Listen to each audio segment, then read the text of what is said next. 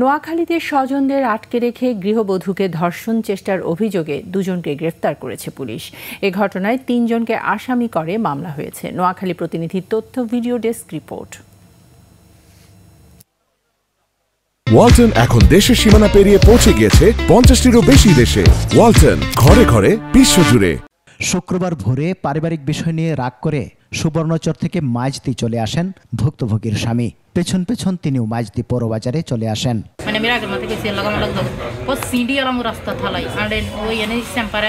স্বামীর সাথে কথা কাটাকাটির সময় স্থানীয় হানিফ ও তার 2 সহযোগী তাদের পরিচয় জানতে চেয়ে জেরা শুরু করেন।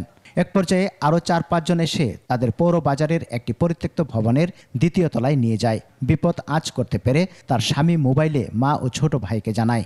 আমার হাজবেন্ডের আমার চোখের সামনে সবাই আমার হাজবেন্ডের আরেক জায়গায় নিয়ে যা, আমার এক জায়গায় বন্দি করে। আমার বড় একটা আঘাত আমি খাইছি, পাওয়ার সাথে সাথে আমি কি শুরু করে ছেলেটাকে দৌড় দিছি।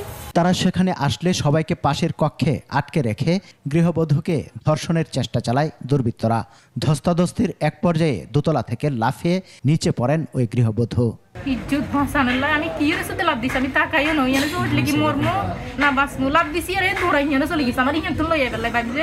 ঘটনা জানাজানি হলে হানিফ ও কামরুল নামে দুজনকে আটক করে পুলিশে দেয় পৌর বাজার কমিটি ও স্থানীয়রা। নামটাকে উচ্চারণ না করে এই ধরনের ঘটনা ঘটছে, এদেরকে ধরার চেষ্টা করতেছে, এমন কোনো কথা যেন ওরা জানতে না পারে, সে মোতাবেকই আমি আমার কাজ করছি। মামলা হওয়ার পর হানিফ ও কামরুলকে গ্রেফতার দেখানো হয়েছে। মহিলাকে উল্লেখ নিয়ে যায়, তার সাথে দেখানোর চেষ্টা করে মহিলা ওদের থেকে বাঁচার জন্য লাফ দিয়ে পড়ে আহত হয়। এ বিষয়ে হেজারপ্রাপ্তি সাপেক্ষে আইনি ব্যবস্থা গ্রহণ করা হয়েছে। অপর আসামিকে ধরতে অভিযান অব্যাহত আছে বলেও জানায় পুলিশ। সমর ইসলাম, ডেস্ক রিপোর্ট, 21 টেলিভিশন।